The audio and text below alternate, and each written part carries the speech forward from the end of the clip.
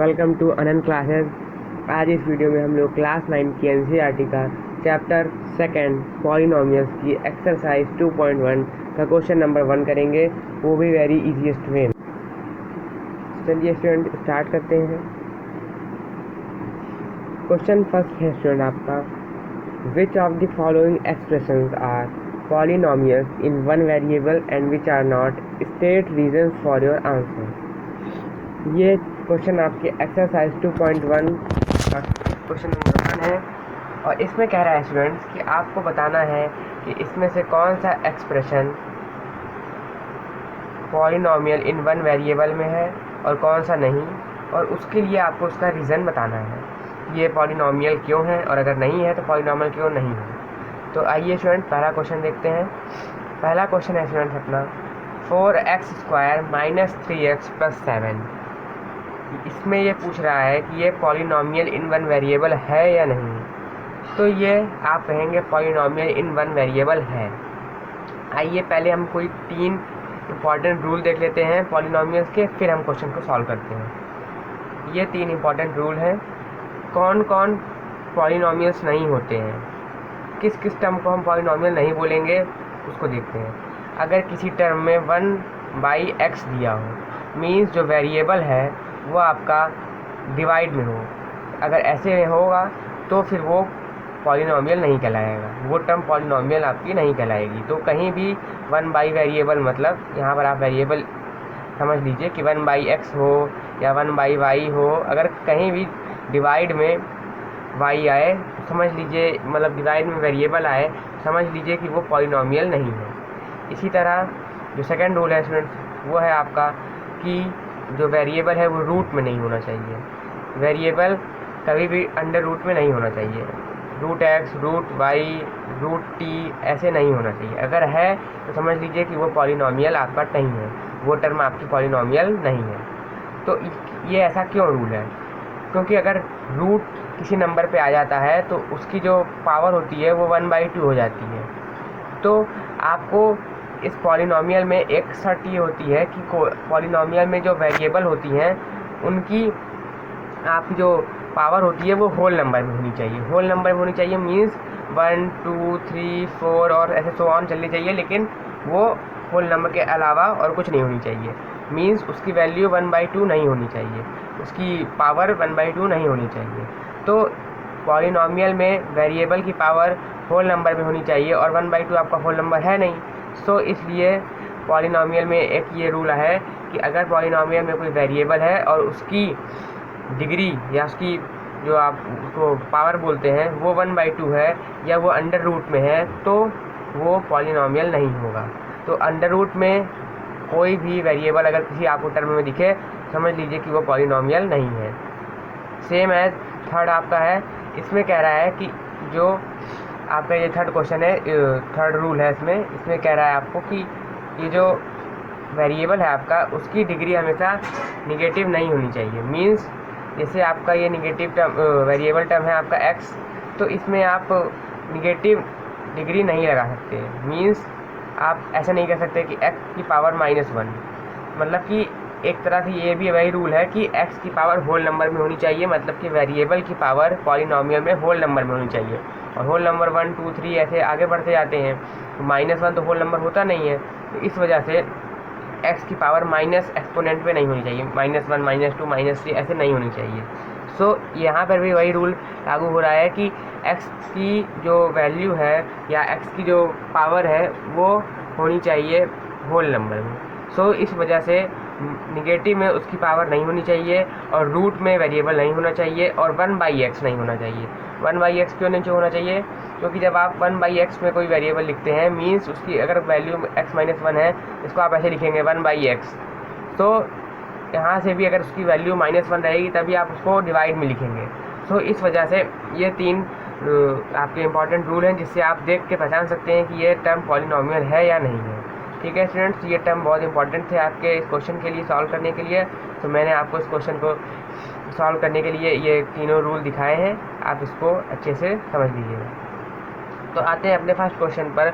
First question में देखना है कि कोई ऐसा तो नहीं इसमें कोई टर्म है जो इन सब में से, इन तीनों में से कोई हो, तो ऐसा हमको देखना है। तो इसमें अगर हम देखें तो इसमें हमें कोई ऐसा टर्म नहीं दिख रहा जो कि इसको फॉलो कर रहा हो, इसको।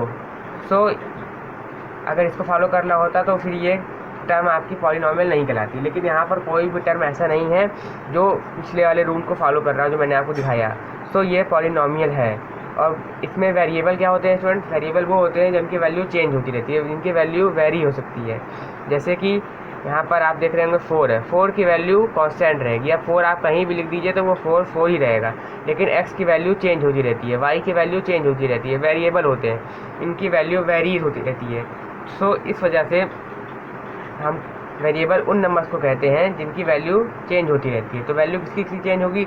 x की होगी या तो y की होगी। मतलब ऐसे नंबर की वैल्यू चेंज होगी जिनका कोई एक परफेक्ट वो नहीं है। जैसे 4 है, 4 तो 4 ही रहेगा, 3 तो 3 ही रहेगा, और 7 तो 7 ही रहेगा।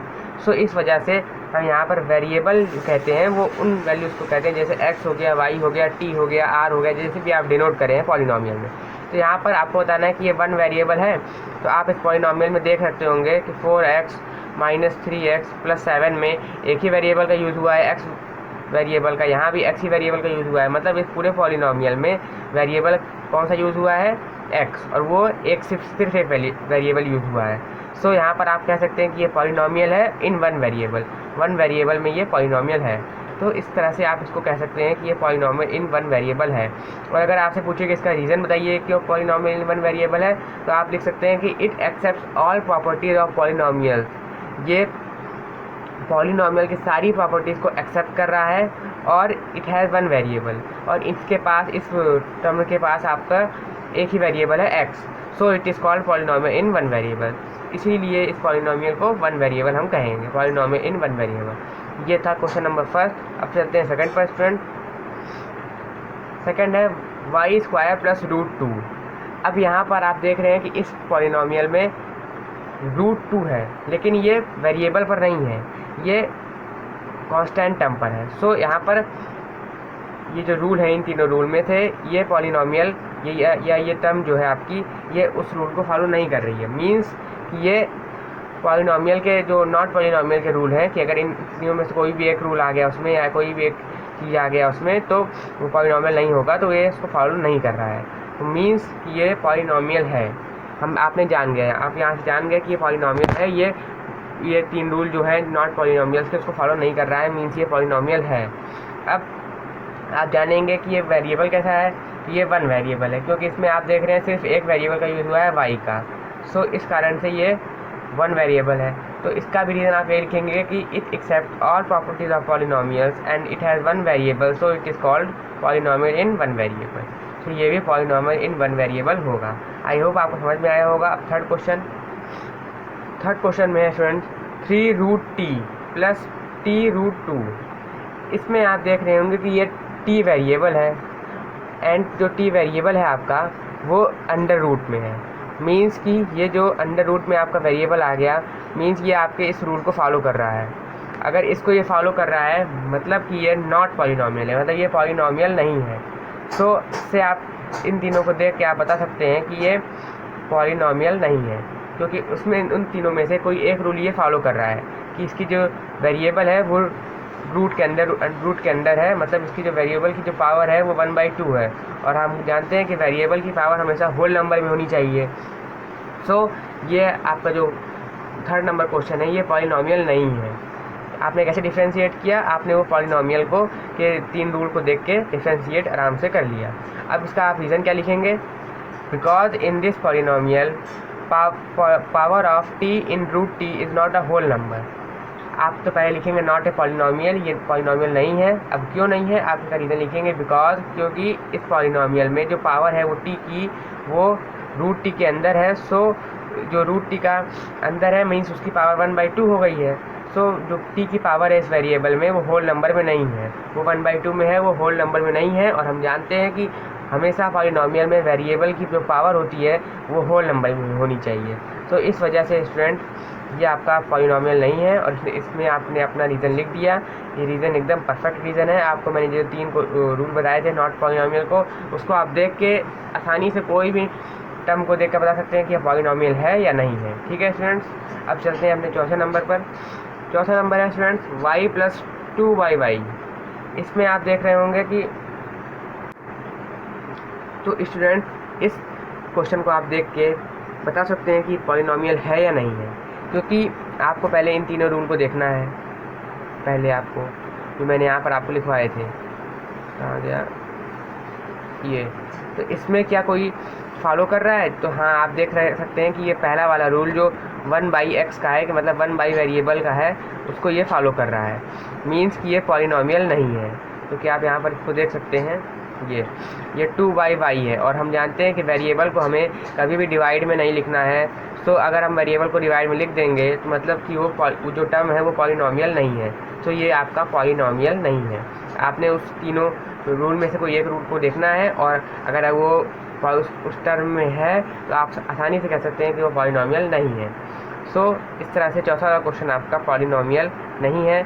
अब आप इसका रीज़न क्या लिखेंगे, y plus 2/y is not a polynomial as a power of y in second term is not a whole number।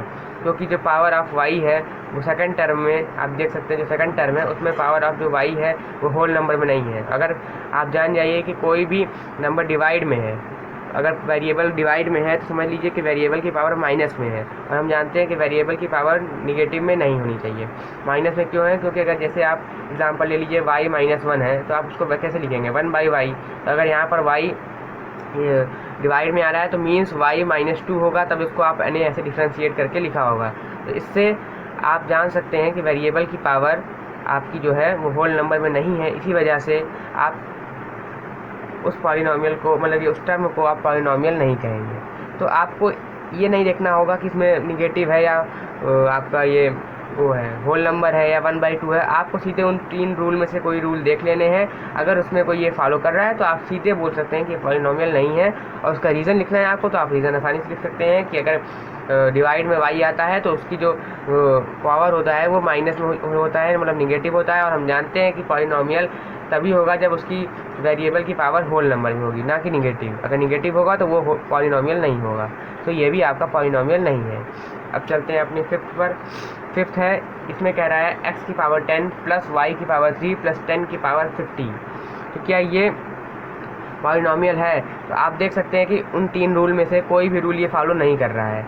ना ही इसमें कोई वेरिएबल डिवाइड में है, ना ही इसमें कोई वेरिएबल अंडर रूट में है, और ना ही इसमें कोई वेरिएबल की पावर निगेटिव है। सो यहाँ पर आप कह सकते हैं कि ये पॉलिनॉमियल या ये जो टर्म है आपका, ये कोई भी नॉट पॉलिनॉमियल के रूल को फॉलो नहीं कर रहा है, मीन ये पॉलिनॉमियल है। तो आप इसको पॉलिनॉमियल तो कहेंगे, लेकिन इन वन वेरिएबल नहीं कहेंगे, क्योंकि इसमें एक वेरिएबल t हो गया, एक वेरिएबल आपका y आ गया, एक वेरिएबल आपका x आ गया, मीन्स इसमें 3 वेरिएबल आपने यूज़ किए हैं। सो इसमें आप कहेंगे पॉलिनॉमियल इन 3 वेरिएबल। सो आप इसको कहेंगे this is not a polynomial in 1 variable. ये पॉलिनॉमियल तो है लेकिन ये 1 वेरिएबल में नहीं है, but A polynomial in 3 variable. ये पॉलिनॉमियल है लेकिन ये 3 वेरिएबल में है, क्योंकि इसमें 3 वेरिएबल यूज़ हुए हैं। आपके सामने हैं x, y और t, ये 3 वेरिएबल यूज़ हुए हैं, इस वजह से ये पॉलिनॉमियल इन 3 वेरिएबल्स है। ये पॉलिनॉमियल इन 1 वेरिएबल नहीं होगा, तो इस वजह से ये पॉलिनॉमियल आपका 3 वेरिएबल्स का होगा। तो इस तरह से क्वेश्चन को आपको करने हैं स्टूडेंट्स। मैंने जो 3 रूल बताए वो 3 रूल आप उसको समझ लीजिएगा, कॉपी में लिख लीजिएगा और याद कर लीजिएगा, क्योंकि एग्ज़ाम में ज़रूरी नहीं कि यही क्वेश्चन आए, कुछ भी बना के क्वेश्चन आ सकते हैं। सो आप अगर उन 3 रूल में देखेंगे, अगर कोई भी टर्म उस रूल को फॉलो कर रही है तो मतलब वो पॉलिनॉमियल नहीं है। सो इस वजह से आप उस रूल से आसानी से डिफ्रेंशिएट कर सकते हैं क्वेश्चंस को कि ये पॉलिनॉमियल है या पॉलिनॉमियल नहीं है, और आप वेरिएबल देख के बता सकते हैं कि ये 1 वेरिएबल में है, 2 वेरिएबल में है या 3 वेरिएबल में है। ठीक है स्टूडेंट्स, रीज़न मैंने आपको सभी क्वेश्चन के लिखा दिए हैं। रीज़न को भी एक बार आप अच्छे से रीड कर लीजिएगा, समझ लीजिएगा, और आसानी से आपसे ये क्वेश्चन हो जाएंगे। तो thank you for watching this video student. Please like, share and subscribe. I hope आपको वीडियो अच्छी लगी होगी। Please like, share and subscribe student. Thanks for watching. Thank you.